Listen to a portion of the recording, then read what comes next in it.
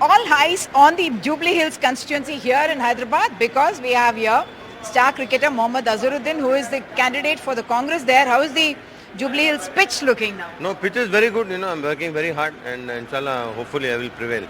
Okay. Lot of walking. I know Yes. as a young person, even before you came into national limelight, Right. it was a lot of walking for you then. Yeah, I walk always. A lot of walking when I was playing also. At that time, no bicycle was there, nothing. But sometimes the bus used to be very full, so I didn't like to. Sit in a bus where it was full. So a lot of walking. I'm almost like walking 12 kilometers a day.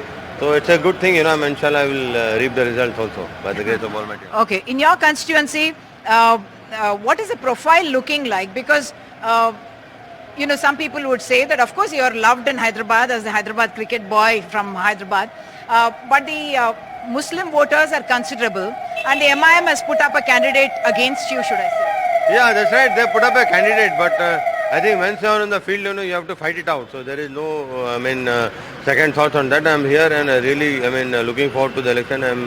I know that the people now realize that the MIM party is only there to split votes, only to make the community people lose, because that is what they have been doing for a number of years, Then even when they are going UP, Bihar, they are doing the same thing. So they just want to split the vote, and then they are doing a disservice to the community by doing all these things. What is the learnings that you're bringing from cricket to politics? Well, I think to stay patient and then work hard. Hard work is the key to success, and patience. You have to wait for the result, and to listen to people very patiently and to hear them out is the most important thing. You won in Moradabad 2009. From Uttar Pradesh to Telangana, what is the difference in the politics of there and here? Well, I think in Telangana, it's totally different. People here, the elections are, different. In Moradabad, the elections the election here is very expensive, to be very honest. And then I think the psyche and of the people are different. People think differently than in Moradabad. So I think in South, they're totally two. There is no comparison. There is no contrast. There's a big contrast actually. Okay. Everywhere people recognize you by this also, isn't it? This style statement that you have of the collars up, that's not something that you're doing with your kurta. I see you in kurta campaigning everywhere. Well, I think you really can't do that much of. Anyway, the collar is up in kurta, so really I don't have to do that. Maybe sometime, maybe in the next 2 or 3 days, I might do that thing, but I'm not sure. So let us wait and see. Okay. You found politics quite difficult in the Hyderabad Cricket Association, isn't it? Yeah. Is HCA more difficult or this kind of Jubilee Hills politics more difficult? No, HCA have already cleared a lot of things, because I think the 57 teams are out. But I thought that, when they have that conflict of interest, they should have been banned permanently, but I think they're only banned for 3 years. And again they will come next three, and again after 3 years they'll do the same thing. So I'm not going to let that happen. In 2009 when you made your debut, you learnt a lot of things, even through your failure, is what you said, then in next election. Yeah, you learn a lot, when you fail, you learn a lot because, I think I should have actually stuck to Moradabad even in 2014. But I think, I learned from those things, sometimes you think differently, you take a decision which doesn't go, in the right direction. But I think these are the things, learn from your, experiences by playing and then in politics, there's always a learning phase, you have to keep learning all the time. In life you have to be a keen listener. If you are a keen listener, then you can succeed a lot. You very unfortunately lost your son in an accident, in a bike accident, a motor car accident. When you see the youngsters here in your area, do you remember that?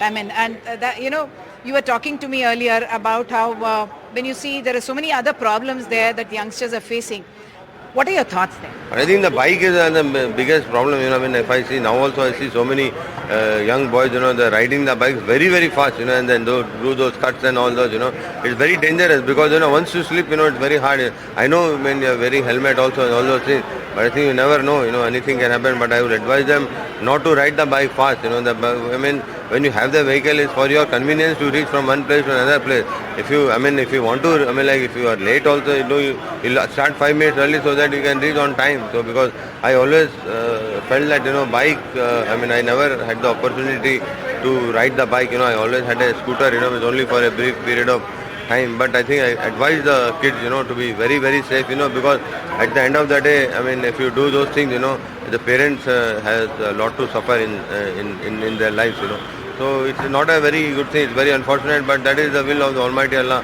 I mean, you have to resign to that fact that, I mean, He gave my son for that period of time for me to enjoy his life, for me to be with him or whatever. But I think beyond that, you can only pray for his soul and stay patient in life. The other bad patch, of course, was the ban that happened on you. Is that religion that helped you through that time as well? Because you are a spiritual person. You always speak about your grandfather. No, I think religion, I think, is a rule of life. Because once you have your belief in the Almighty Allah. I mean, a very strong belief. So you don't go. I mean, you don't have you don't feel that you're scared or something like that, because you know that if anybody doesn't help him, he's always there to listen, because he's all merciful and all beneficent and everything. So if you have him on your side, and you don't need to worry, but for that you have to work hard. Okay. Your BRS competitor is in fact someone who has been a sitting MLA and so on and so forth, and a lot of reputation that comes with him as well. How do you see your chances? No, for the last 9 years, no work he has done actually, to be very honest. People are fed up of him and people are living in fear. He just, promotes rowdyism, he promotes gundaism. That is what he's been doing. Even now also, his men are going and trying to, scare the, people who are working for me and people who are there on the police. If you don't toe his line, false cases are put in the, fake cases are put in the police with the help of the police, and this is not the way an MLA should be, because he is, he should be known for his work, not for all this rowdyism. And the other day, he's standing on the podium, standing next to Mr. K.T. Ramarao and saying that I am going to remove all the rowdyism, because he himself is a rowdy. How he is going to remove rowdyism? First of all, he has to remove that rowdyism from his heart, from his body. Then only he can remove that. But that I will. I'm not sure that what he will do, but he is a person who's created so much problems for the constituency. Work-wise is very bad, very poor. As a captain, you were a man of few words, but someone with a record 11 out of 19, I think you were someone who brought the team to victory as well. So do you talk about politics when you talk? Do you talk about cricket when you go for your campaigning? Do you attack the KCR or KTR? No, sometimes, I only came to know that I won so many tournaments. I knew that I won quite a few, but I didn't know that I had won 11 tournaments out of 19. So, I think, I thank the Almighty Allah for that achievement. It's a gift from Him. But as far as I'm concerned, if the policies are not doing, if the schemes which they have done, we have to tell the people, attack. You take it in, attack is a different form. But I think you have to tell the people that what they have done, you can say in a subtle way also, you can shout also. But I think the government has failed in all the schemes, because they have got so many schemes, but they have not delivered to the people, and the people now know that, they are only talking, not doing anything. Okay, if your Congress prediction for the Congress outcome after this election? Well, I think Inshallah, I'm very confident that Inshallah we will form the government.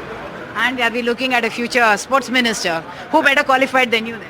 That I don't know, because I never felt like that, I never went for any post and never, I don't have that inclination.